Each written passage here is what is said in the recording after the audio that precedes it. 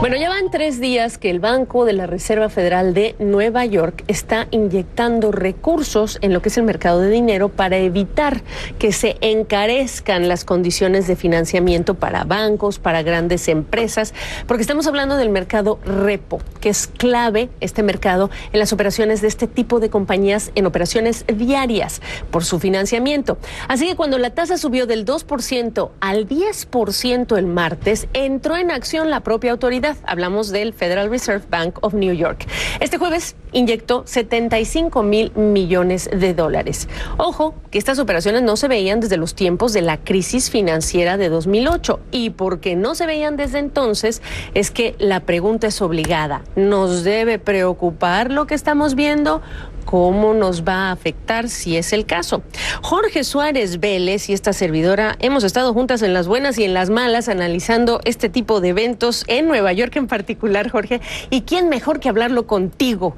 ¿Cómo respondes? Hola, Gaby. Respondo con optimismo, lo cual no es muy usual aquí, pero no le veo mayor tema.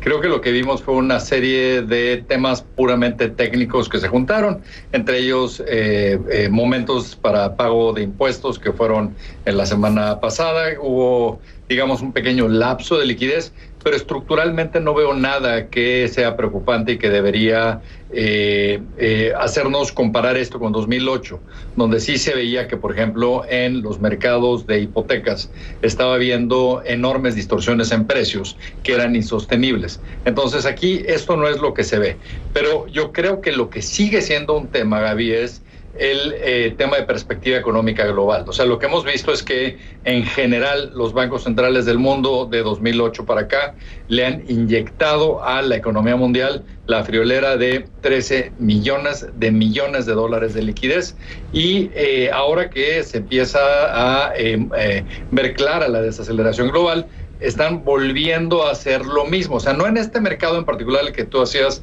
alusión al de reportos, me refiero más a lo que hizo la Reserva Federal en términos de bajar tasas de interés. Y en ese sentido, yo creo que lo que tenemos que preguntarnos es en qué momento se acaba esta fiesta y si realmente estas inyecciones van a acabar evitando que haya una corrección más fuerte. Separando tu respuesta, la Reserva Federal ofrece una cantidad de dinero, los bancos demandan una cantidad, esa no ha sido, digamos, ellos están pidiendo más de lo que se está vendiendo, y los bancos tenían que, y las empresas tenían que, digamos, que pagar impuestos y hacer toda una serie de operaciones para lo cual se demandaba esa mayor cantidad. Esa es una parte.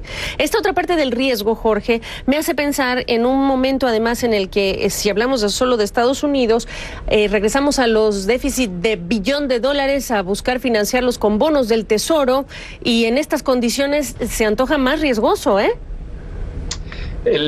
Sí, pero el tema es que las tasas siguen bajando. O sea, ¿sí? Cuando yo estudié economía, Gaby, nunca pensé que alguien, o que sería posible que viéramos un bono que tuviera una tasa de interés negativa. En este momento hay en los mercados bonos soberanos que ascienden a 17 millones de dólares que tienen tasas negativas. Sí. Lo que estamos viendo básicamente es una inundación, digamos, de liquidez en el mercado que ha tenido este efecto en las tasas. Y ciertamente vemos que particularmente en economías desarrolladas están estancadas. Es decir, no estamos diciendo que estamos en una gran crisis o en una depresión o viendo un colapso de las economías. Lo que simplemente no logramos ver es crecimiento.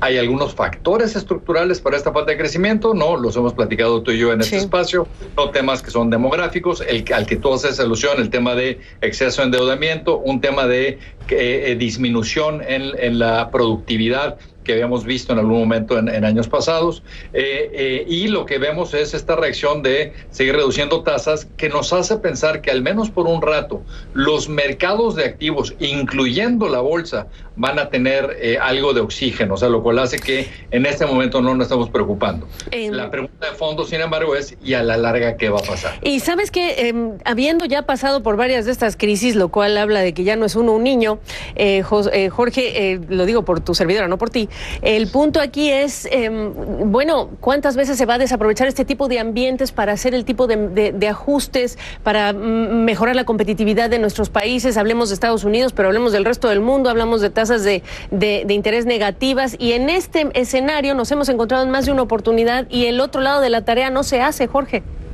Absolutamente, Gaby, y solo un pequeño paréntesis, lo que pasa es que tú empezaste muy chiquita, o sea que no es que seas mayor de edad, pero bueno, respondiendo a lo que me dices, yo creo que en el fondo, Gaby, y esto es algo que ni siquiera lo había pensado, ahorita sí estoy literalmente pensando en voz alta, lo que estamos viendo es un enorme cortoplacismo en las medidas que toman los gobiernos, que incluyen estas inyecciones de liquidez, bajas en tasas de interés, pero por ejemplo, si uno de los grandes temas que estamos viendo en las economías desarrolladas es el demográfico, donde son economías que están envejeciendo, si lo que estamos viendo es una disminución en el crecimiento global. Para que tengas una idea, si mal no recuerdo la cifra, antes de 2010, creo una de cada 6 economías del mundo crecía arriba de 7%, hoy es una de cada 25. Y tienes ese tema, y tienes a la vez todo este tema migratorio. Sería inteligente hacer una política global migratoria que resolviera también el tema demográfico, porque los que están migrando son jóvenes y son los países viejos los que le están cerrando la entrada. Es decir, yo creo que se hace urgente el tomar medidas realmente de largo plazo para tratar de resolver problemas estructurales graves.